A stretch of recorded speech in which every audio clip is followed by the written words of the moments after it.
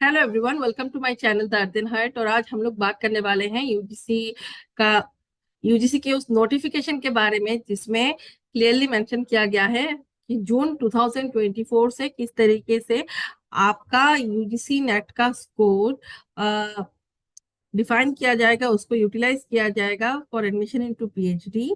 और किस तरीके से आप क्वालिफाइड हो गए for the post of assistant professor and JRF. तो उसके लिए let me share the screen first, फिर उसको डिस्कस करते हैं।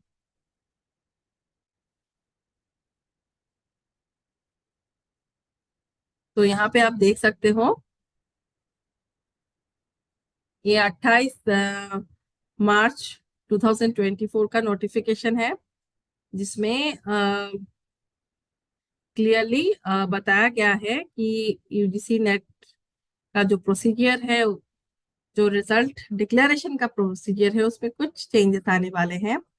एंड वो क्या चेंजेस हैं, let's see. So from June 2024 onwards, the NET candidates will be declared eligible in three categories. तीन कैटेगरी में आपका यूजीसी नेट के एलिजिबिलिटी को मान्यता दी जाएगी। तो किस तरीके की कैटेगरीज है, तो पहली बात तो यह है कि ये कैटेगरीज डिफाइन की जाएगी on the basis off score. है ना, आपने जो स्कोर किया है यूजीसी नेट एग्जाम में, उसके बेसिस पर अलग अलग कैटेगरीज में रिजल्ट को डिक्लेयर किया जाएगा। तो सबसे ज्यादा जो स्कोर करेंगे उनको रखा जाएगा कैटेगरी 1 में, इससे कम जो करेंगे कैटेगरी 2 में, इससे कम जो करेंगे कैटेगरी 3 में। एंड बिलो दैट स्कोर क्या होगा, क्लियर नहीं होगा, तो आपको फिर से अप्लाई करना पड़ेगा, आपको फिर से अपियर करना पड़ेगा।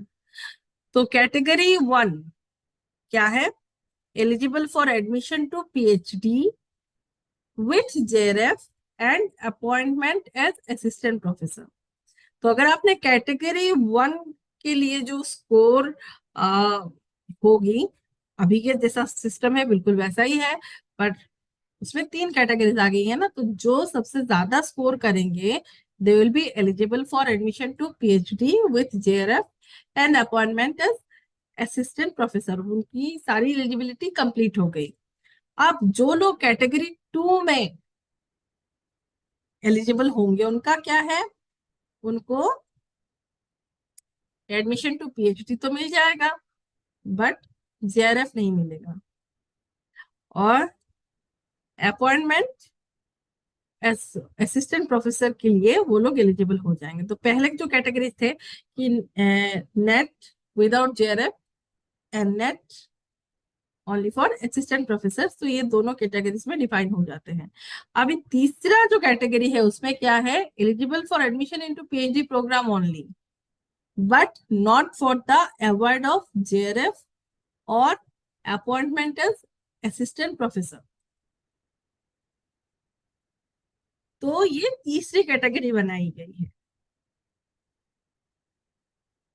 तो अगर देखें तो अलग अलग यूनिवर्सिटीज अलग अलग टाइम पे अलग अलग एंट्रेंस टेस्ट कंडक्ट करती है, बट अब यूनिवर्सिटीज पीएचडी में एडमिशन के लिए एंट्रेंस टेस्ट कंडक्ट नहीं करवाएगी, बिकॉज पीएचडी वाले जो कैंडिडेट्स हैं उनका सिलेक्शन इन तीनों कैटेगरीज में से किया जाएगा। फर्स्ट कैटेगरी जिनके पास ऑलरेडी नेट है, जेआरएफ है and they are eligible for the post of assistant professor. Category 2 जो जिनके पास नेट है, they are eligible for the post of assistant professor and they are eligible for admission into PhD, but उनके पास JRF नहीं होगी। And तीसरी category में क्या होगा कि उनको पीएचडी में एडमिशन मिला है बट नेट मतलब असिस्टेंट प्रोफेसर के लिए वो लोग एलिजिबल नहीं है और ना ही जेआरएफ मिलेगा। तो ये तीन कैटेगरीज है इनकी। अभी हम देखेंगे कि मार्क्स को किस तरह से डिफाइन किया जाएगा। यहाँ पे determination of the eligibility of NET for different categories is summarised below. तो category 1, award of JRF and appointment as assistant professor. इसमें जेआरएफ है, असिस्टेंट प्रोफेसर है, पीएचडी एडमिशन है। Category 2 appointment as assistant professor and admission to PhD. तो JRF नहीं है, जो मैंने ऑलरेडी आपको बता दिया है, टेबुलेटेड फॉर्म में बताया गया है। तो result of net will be declared in percentile along with the marks obtained by the candidate to utilize the marks for admission to PhD. अब JRF qualified students are admitted into PhD program based on interview as per the University Grants Commission. तो उनके पास तो JRF है, उनको easily एक interview लिया जाएगा and selection हो जाएगा।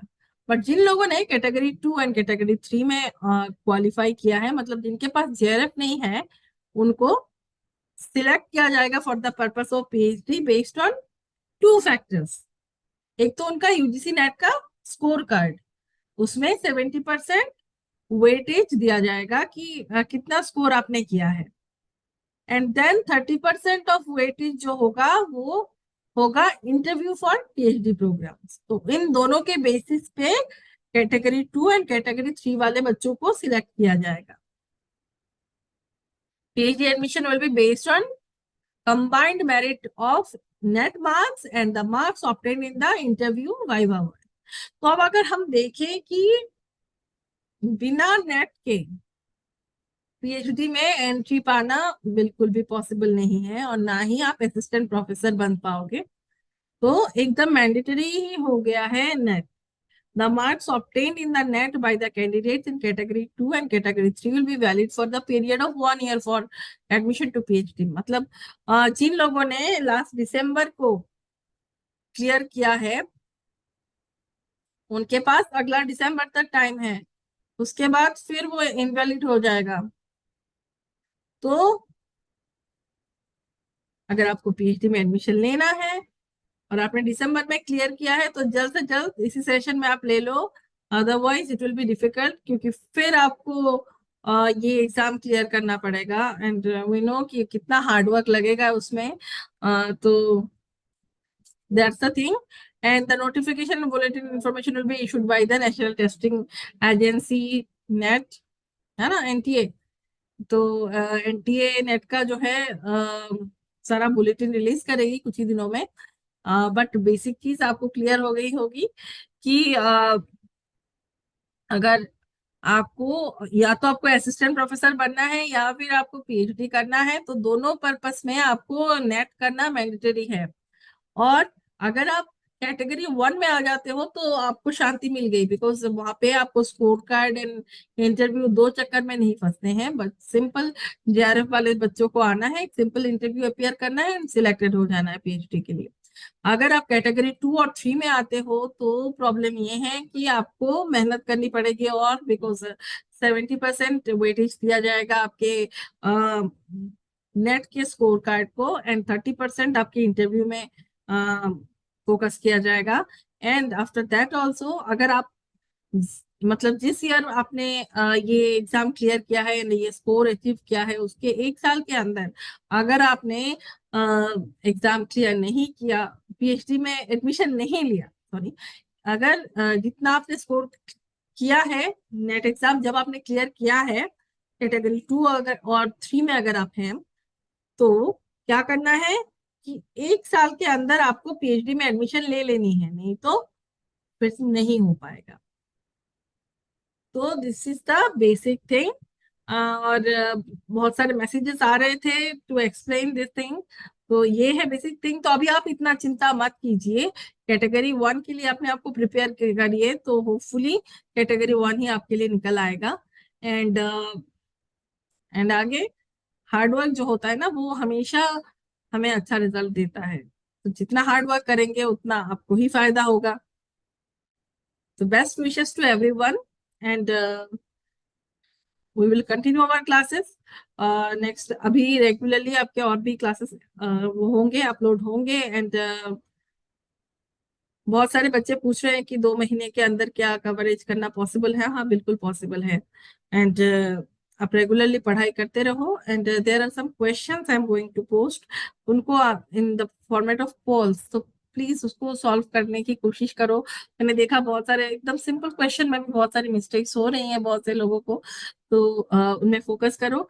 एंड मैं पुराने ईयर का जो क्वेश्चन पेपर है उनको भी मैंने कलेक्ट कर लिया है, अलोंग विद दैट जो प्रोबेबल क्वेश्चंस है उनकी भी लिस्ट में बना रही हूँ, तो don't worry, and everything will be covered. 2 महीने अभी हमारे पास हैं। पेपर 1 पे आप लोग फोकस कर रहे होगे, पेपर 2 में भी फोकस करो। सारे वीडियोस अच्छे से देखो, अभी लाइन अप में है 4-5 वीडियोस तो अभी कंटिन्यूअस आएंगे। तो get ready, best wishes to everyone. Category 1 में ही लाना है एंड इस बार जेआरएफ हो जाना चाहिए। Thank you, bye.